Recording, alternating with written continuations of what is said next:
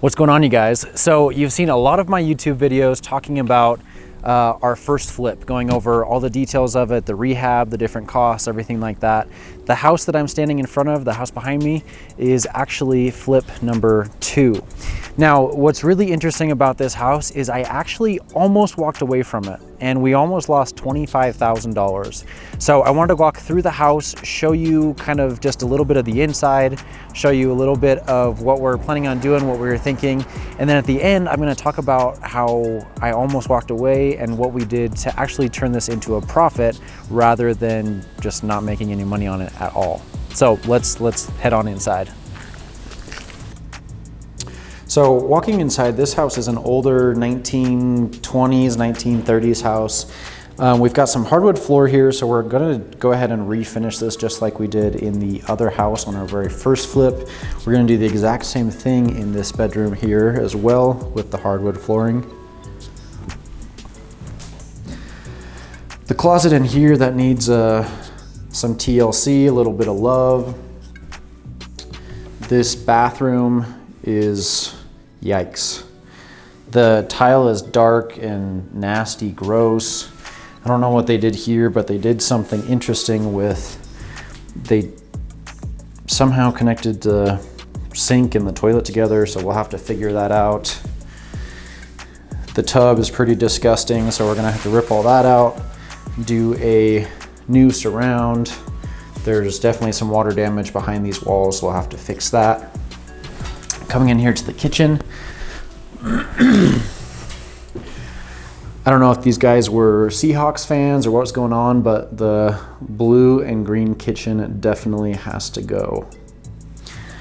Down here you've got some broken tiles that we're gonna have to take care of as well. A lot of cleanup from where the fridge used to be, clean up all the baseboard heaters. So we're actually, believe it or not, just gonna paint this kitchen. We're gonna go through and rip out kind of these lower things right here, and then there's just miscellaneous cabinetry that they added after the fact. The lighting situation is pretty poor, seeing that there's one light bulb that works in this kitchen. Coming in here, you'll see a room that was painted really well.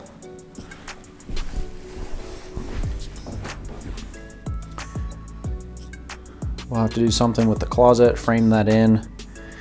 And then as you keep going downstairs, the whole basement is unfinished. The nice thing though, if I back up here, you've got this door right here that leads straight to the outside. So if you wanted to, you could convert it to a duplex and rent this basement apartment down here. As we go downstairs, it's quite the dungeon. So this is technically a bathroom at some point. You got plumbing for toilet. All of these tiles right here on the floor are asbestos, so those would have to be ripped up. But all this would have to be framed in. You've got a little bit of an issue with the foundation. It's starting to crumble a little bit, nothing that couldn't be fixed. But I mean, overall, it was kind of overwhelming to walk down here and just see all the work that was going to need to be done to get this to be livable. Coming in here and just have one more bedroom. So as I was walking through this house, even before we pulled the trigger, I knew there was a ton of potential, but I didn't know if I could make it work. I didn't know, with all of the work and all the effort that was gonna have to go into the house, if I could make a profit on it. So I knew that it was really cheap. I could see the vision. I could see that it was gonna look really nice at the end, but I just didn't know if numbers were gonna work. So what I did was I called over my investor buddy and I said, can you just come double check this for me? Come see if I'm crazy. So he came over, he walked through the house, he ran the numbers in his head just like I did.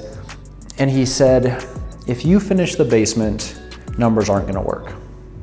I was like, yeah, I know, sadly, so we'll probably have to pass on it. And then he said, no, you don't. I was like, what do you mean we don't have to pass on this? He said, don't finish the basement. And then the light bulb went on in my head, and he was right. So what we did is we decided we're gonna buy this place, but we're not gonna finish the basement Back here where I showed you before, come back in here, where it's already got the separate entrance, what we're gonna do is essentially just shut this door and say, ta-da, this is now a 2-bedroom, 1-bathroom house with an unfinished basement. If people wanna come in and they wanna finish the basement, that's on them. But, so yes, we can sell it for less, but the cost to fix up the upstairs is gonna be way less than fixing up the upstairs and the downstairs. And so numbers work. So when he said that, it blew my mind. I was like, awesome, we're purchasing this deal and it's gonna work out. So I think the purpose of this whole video is just to say, one, welcome to our second flip. We're really excited about this. Two, we're actually not gonna do any of the work in here. We've had contractors come through already, bid it out, and we're just gonna let them do everything. And realistically, we're gonna have about maybe $12,000 to $15,000 worth of work in here. But number three, we almost walked away from this deal. We were so pigeonholed in our mindset about how we have to fix up the whole entire house and we have to do this and we have to do that, or it wasn't gonna work. And so I think that's the cool thing about real estate, and that's why I love it so much, is it's not cut and dry. It's not just one size fits all.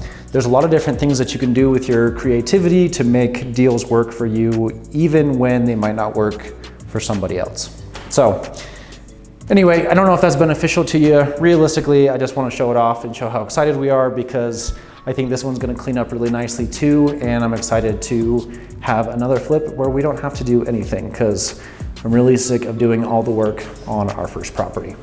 So anyway, that's the video for this week, guys. Thanks so much for watching, and we will keep you posted on how this one goes. We'll see you next week.